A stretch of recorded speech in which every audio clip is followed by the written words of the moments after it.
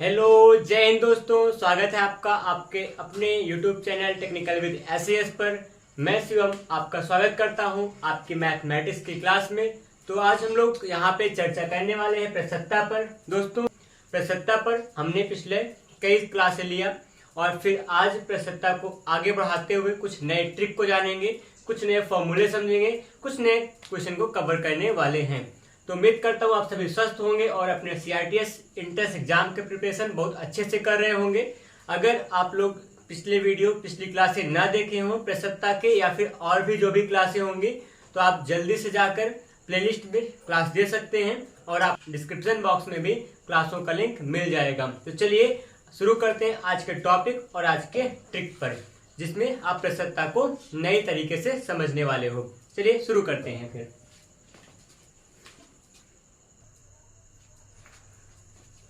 तो आपके सामने हाजिर है, यहाँ पर कुछ ट्रिक है और उससे संबंधित सवाले हैं, तो चर्चा कर रहा हूं मैं।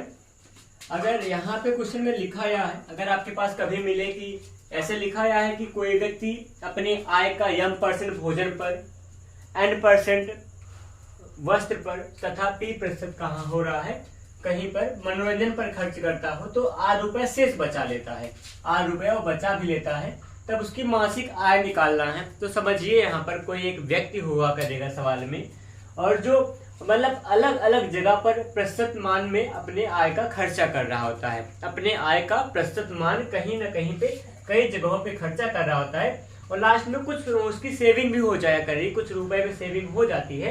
तो क्या करेंगे, उस दौरान आपको मासिक आय निकालने का फॉर्मूला क्या बनाना पड़ेगा। तो मासिक आय बराबर लिखा गया है यहाँ पे 100 बटा में 100 माइनस में जितना भी प्रतिशत मान आपको दिया गया, जितना उसका खर्चा था, प्रतिशत मान में जितना भी खर्चा दिया गया होगा, सभी प्रतिशत मानों को योगफल के रूप में लिखेंगे, सबको जोड़ लेंगे और 100 में क्या करेंगे, घटाएंगे।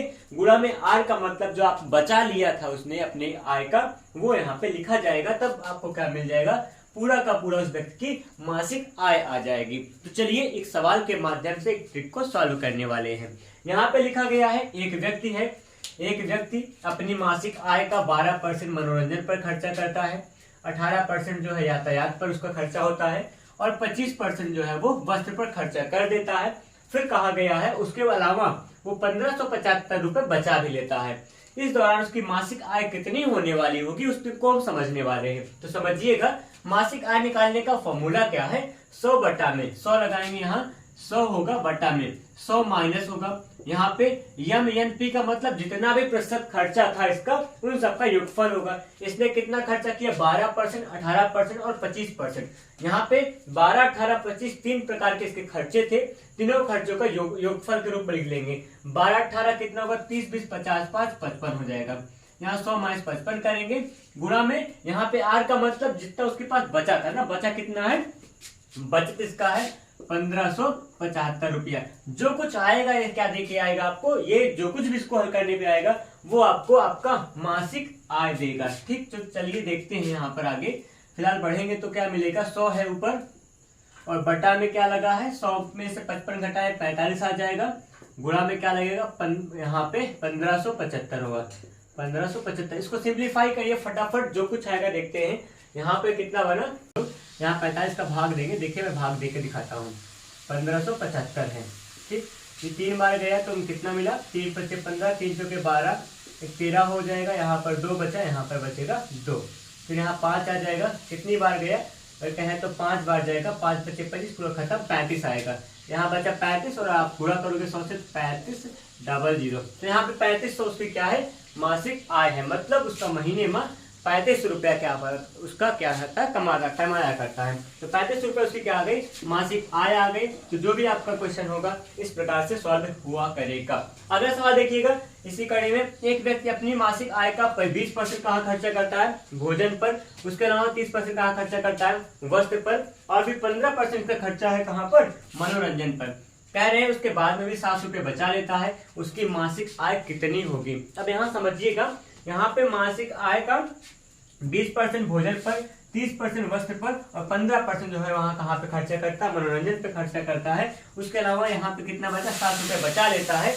उसकी मासिक आय ज्ञात करनी है। इसके लिए क्या करोगे, आप ऊपर लगे हुए सवाल और ट्रिक को फॉलो करोगे और सवाल का आंसर आपको कमेंट में देना पड़ेगा। तो मैं वेट करूंगा। ये क्वेश्चन नंबर आपके इस वीडियो का सेकंड है। क्वेश्चन नंबर सेकंड को टैग करोगे और बताओगे इसका आंसर कितना आने वाला होगा। इसका राइट आंसर देना आपकी नैतिक जिम्मेदारी बनेगी। चलिए देखते हैं अगले टॉपिक और अगले फॉर्मूले पर, अगले ट्रिक के माध्यम से हम क्या सीखने वाले हैं। इसी को परिप्रेक्ष्य में अगर क्या किया जाएगा, इसमें अभी मैं परिवर्तन करने वाला हूं। यहाँ व्यक्ति का स्वतंत्र रूप से उसकी आय का m%, आय का p% लिया गया था। लेकिन अगले टॉपिक पे हमने चर्चा करने वाले हैं कि आय का m%, उसके बाद सेल्स पर हम करेंगे ना, वहां पे जितना बचत होगा, बचा हुआ मान कुछ खर्चा कर दो, जो बचा है उसका कुछ % मान निकाला जाएगा, उस संदर्भ में होगा। तो चलिए देखते हैं यहाँ पर क्या आएगा।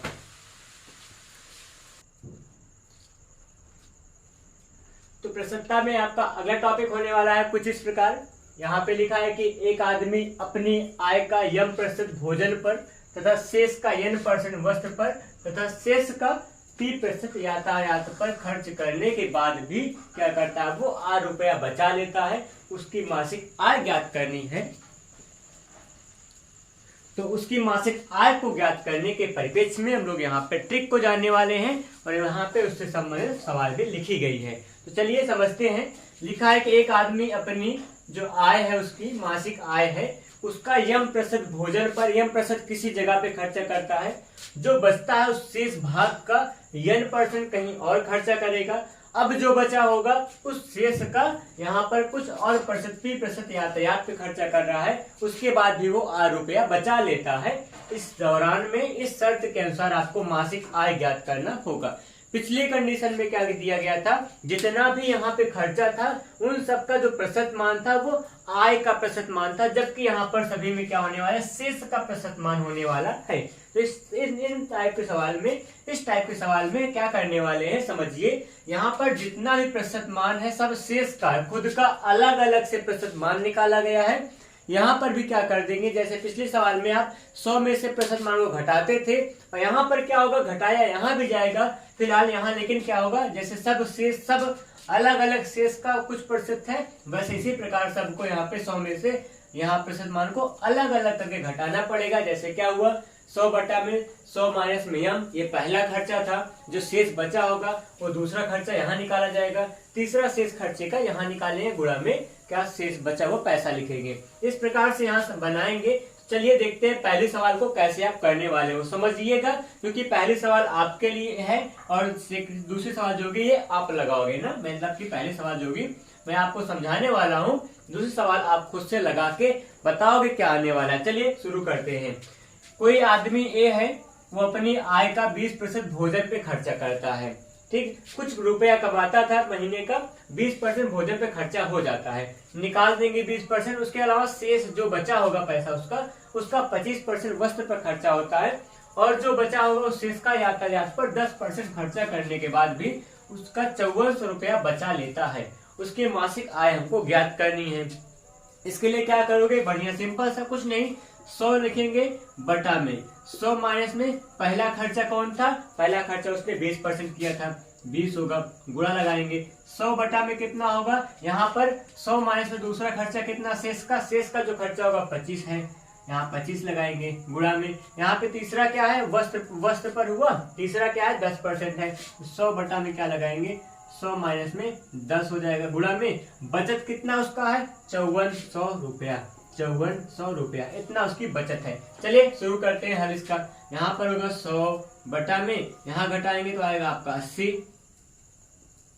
और गुणा यहाँ 100 होगा, यहाँ बटा में कितना लिख सकते हो आप, 75 लिख सकते हो, गुणा में 100 बटा में होगा, यहाँ पे होगा 90, गुणा में यहाँ पे 54 होगा। ठीक, इतना सा बचा। अब इसको सिंप्लीफाई कर लीजिए, यहाँ हर का 2 जीरो हटा देंगे, किसी को भी ले देकर इसको हटा दीजिएगा। और कुछ क्या कर सकते हैं, 25 का जाएगा, 25 3 75 होगा, 25 चौके 100 4 बार जाएगा, और फिर क्या होगा 3 से 100 काट सकते हो आप, 3 से 100 काटेंगे तो यहाँ से बगल में कट जाएगा, और फिर 3 1 कम 3 3 8 24, यहाँ पे 9 एकम 9 दूना 18, ये कट गया। सब कुछ सिंप्लीफाई कर दो, एकदम खत्म हो जाए। 4 एकम 4 दूना 8 होगा और 2 से 2 पूरा गया। ऊपर क्या बच रहा है, ये 100 है, ये 100 है, मतलब 100 का 100 से गुणा करेंगे कितना आ जाएगा आपका 10,000 रुपया। इसका मतलब क्या है, वो व्यक्ति कितना बचा रहा था, उस व्यक्ति की जो भी बचत रही होगी यहाँ पर क्या होने वाली है, 10 बचत नहीं, मासिक आय ना, जो भी मासिक आय होने वाली है वो कितनी होगी, 10,000 रुपया। इस टाइप के सवाल को हम लोग ऐसे आसानी से करेंगे। अगर आप इसको बेसिक से लगाओगे, मतलब आप इसको अगर कुछ मान कर लगाओगे, आप इसको मतलब फॉर्मूला नहीं, मतलब ये ट्रिक नहीं, आप इसको अगर इस कॉन्सेप्ट पे लगाओगे तो लंबा जाएगा और आप टाइम भी टेकन हुआ करता है। इसके लिए क्या कर सकते हैं, आप अपना समय बचा सकते हो इसका उपयोग करके।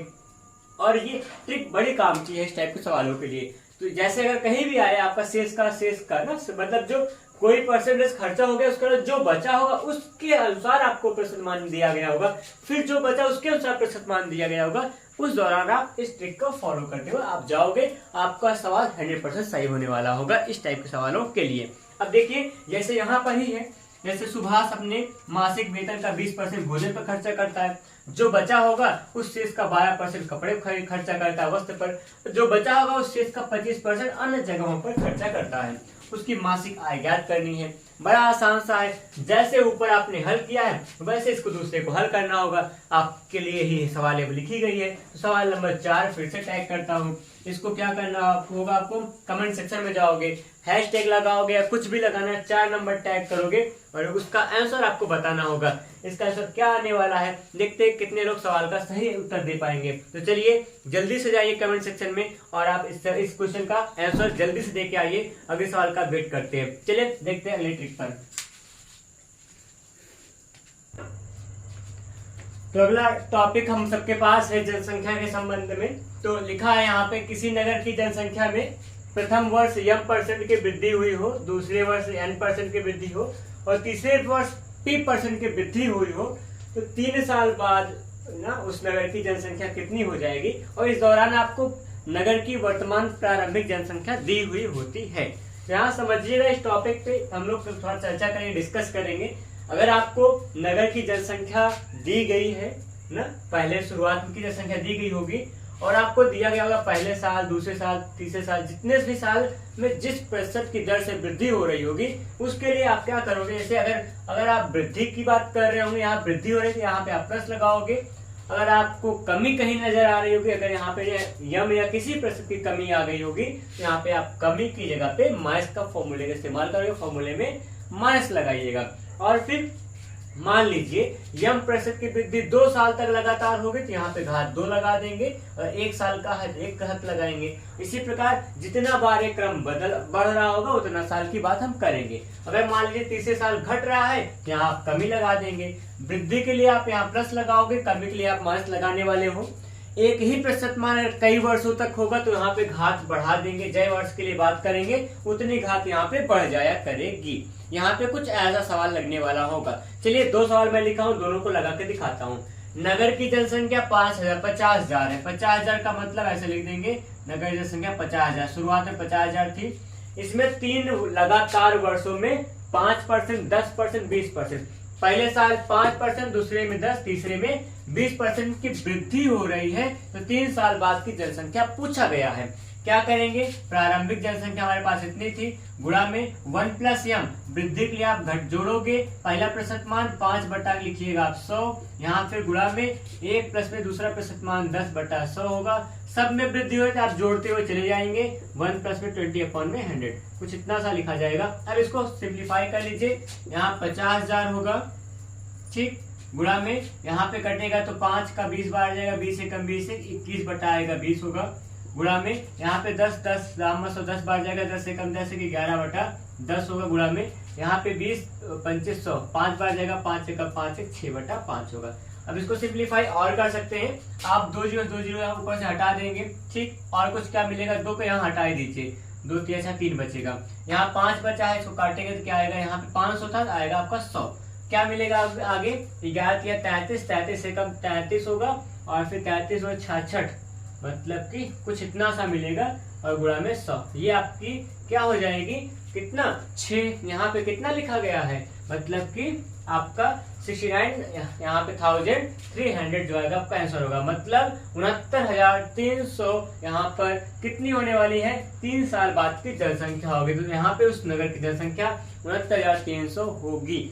आपको बढ़ने की बात करेंगे, वृद्धि की बात होगी तो आप प्लस लगाएंगे, कमी की बात होगी तो आप माइनस लगाएंगे।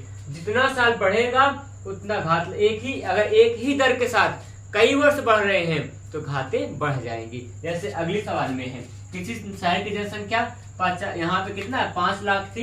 प्रथम 2 वर्ष में एक ही दर है 5%। तो इसका मतलब क्या होगा, यहाँ पे पहले 5 लाख जनसंख्या थी, मतलब इतना हो गया, ठीक है। गुणा में क्या होगा, 1 प्लस में वृद्धि हो रही है, प्लस लगाइए, 5% बटा में 100 होगा। उसके बाद कितना साल तक, 2 साल तक, तो घात क्या हो जाएगा, 2 लग जाएगा। आगे यहाँ पे अगले 3 वर्षों में 20% वृद्धि हुई है। अगले 3 साल में 20% वृद्धि का मतलब 1 प्लस में यहाँ पे 20 बटा 100 करिएगा, कितना साल तक हुआ है, 3 साल तक। फिर से आगे बढ़ेंगे, यहाँ वृद्धि हुई। अंतिम वर्ष में महामारी की वजह से क्या हुआ, 10% की कमी आने लगी, वार्षिक कमी आई। और उसके बाद फिर क्या हुआ, कितने साल तक ये रहा देखते हैं। वार्षिक प्रतिशत तो दिया गया है, लेकिन फिर पूछा बाद में 6 वर्ष बाद, कितना वर्ष, शुरुआत का 2 वर्ष यहाँ गया, 3 वर्ष यहाँ गया, 3 2 5 हुआ। अगला वर्ष जो घटोत्तरी आई थी, अंतिम वर्ष का मतलब 1 साल ही अंतिम वर्ष था, और क्योंकि यहाँ 6 की बात किया गया, 2 साल बढ़ा, फिर 3 साल यहाँ बढ़ा 20% के हिसाब से, 3 2 5 साल हो गया। अंतिम साल जो घटा है वो केवल 1 साल घटा हुआ है। आप क्या करेंगे, 1 माइनस में कितना परसेंट के हिसाब से घटा, 10% बटा में 100, घात 1 ही रह जाएगा। ठीक, आगे इसको सिंप्लीफाई करके मैं बगल में लिख के दिखाता हूँ, भाई नीचे जगह नहीं मिल पाएगी। ये देखिए,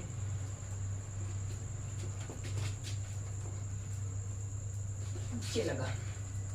अब इसको हल करके दिखाता हूँ। ऊपर क्या होगा, 5 लाख होगा, गुणा में क्या लगेगा, यहाँ 5 से काट देंगे, 5 से कम 5 गुणा 10, 20 पंचे 100 हो जाएगा, 20 से कम 20 से 21 बटा में 20 होगा। ये कितनी बार, यहाँ घात 2 है, 2 बार लगा दीजिएगा, गुणा 2 कर देंगे, अच्छा रहेगा। गुणा में यहाँ 20 पंचे 100, 5 बार है, 5 से कम 5 से 6 बटा में आएगा 5, घात 3 है, 3 बार आप गुणा कर दीजिए, काटने में आपको आसानी होगी। गुणा फिर यहाँ पे 10 दाम में 100 10 बार जाएगा, 10 से कम 10 से 11 बटा 10 आएगा। इतना सा कुछ बचा हुआ है ना। अब देखते हैं क्या क्या कटेगा, 1 0 ये गया, इस 10 से 0 कट जाएगा। अब देखिए, अभी यहाँ पर 2 है, 2 2 4, 2 से कटेगा, 2 3 6, 2 से कटा 2 3 6, थोड़ा थोड़ा छोटा करते चलिए ना। यहाँ 5 बचे 25 पंचे 125 आ जाएगा, 125 है ना। और फिर 125 का 4 बार जाएगा, ये 4 बार गया यहाँ क्या हो जाएगा, फिर आगे 21 का 441 होगा, यहाँ 3 3 9, और फिर 9 6 54 होगा, फिर यहाँ पे 11 है। गुणा में क्या होगा, 4। इस पूरे का गुणा करेंगे आपके पास आएगा राइट आंसर। सिंप्लीफाई करेंगे, 441 है, 54 है, 11 है, यहाँ पे 4 है, और छोटा का 11 को 44 कर दीजिए, लीजिए और छोटा हो गया। इन सब का जो गुणा करोगे आपके पास आएगा आपका राइट आंसर। आपका एक छोटा सा काम होगा, इसका गुणा करके right answer question number 6 tag करके कमेंट सेक्शन में करना होगा। आशा करता हूँ आपको ये क्लास अच्छी लगी होगी। अब हम लोग अगले टॉपिक को लेकर मिलेंगे अगली क्लास में। तब तक के लिए अपना ख्याल रखिए। धन्यवाद। जय हिंद।